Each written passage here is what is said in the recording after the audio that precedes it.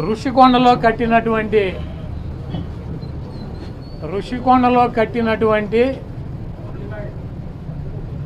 పర్యాటక కేంద్రంలో కట్టినటువంటి భవనాలనే ఈ సిగ్గు ఎగ్గు లేనటువంటి తెలుగుదేశం పార్టీ, ఈ సిగ్గు ఎగ్గు లేనటువంటి ఎల్లో మీడియా అది జగన్మోహన్ రెడ్డి గారి నివాసం అని చెప్పి చూపిస్తున్నారు 3 రోజుల నుంచి. వెళ్ళి జగన్మోహన్ రెడ్డి గారు అక్కడ నివాసం ఉన్నాడా?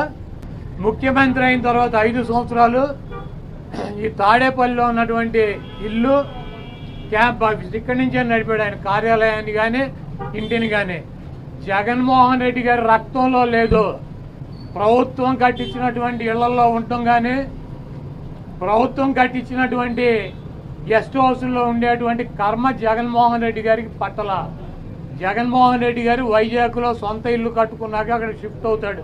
అంతేగాని టూరిజం ప్లేస్లో కట్టినటువంటి ఆ హౌస్లో జగన్మోహన్ రెడ్డి గారు వెళ్తాడని చెప్పి ఎవడు చెప్పాడు వీళ్ళకి, వెధవులకే? అది జగన్మోహన్ రెడ్డి గారి కోసం కట్టించుకున్నటువంటి ఇల్లు అని చెప్పి రకరకాలైనటువంటి కథనాలు రాస్తున్నారు.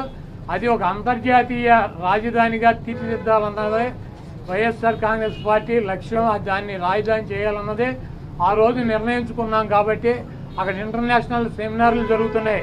అనేక మంది ఇంటర్నేషనల్ సంబంధించినటువంటి దేశ విదేశాల నుంచి అనేక మంది పారిశ్రామికవేత్తలు వస్తున్నారు. కనీసం వాళ్ళకి సౌకర్యం ఉండటానికి అవకాశం లేనటువంటి పరిస్థితి ఉంది. కాబట్టి ఉత్తరాంధ్రలో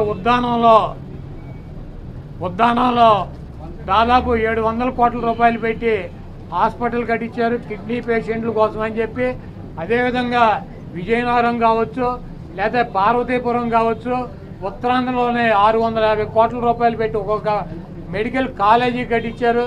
అదేవిధంగా టూరిజం ప్లేస్లో అంతర్జాతీయ సంస్థలు కానీ వ్యక్తులు కానీ వచ్చినప్పుడు అక్కడ ఒక విధి ఉండాలని చెప్పి ఒక మంచి భవనాన్ని నిర్మిస్తే 7 బిల్డింగులు అయ్యి, ఒక బిల్డింగ్ కాదు 7 బిల్డింగుల్లో జగన్మోహన్ రెడ్డి గారు ఉండరు. 7 బిల్డింగులు కట్టారు. ఆ 7 బిల్డింగుల్లో 7 బ్లాకుల్ని చూపించేది జగన్మోహన్ రెడ్డి గారు 450 కోట్ల రూపాయలు పెట్టి ఇల్లు కట్టుకున్నారని చెప్పి ఈ దుర్మార్గమైనటువంటి ప్రచారం చేస్తున్నారు. ఇవన్నీ కూడా ప్రజలు గమనిస్తారు.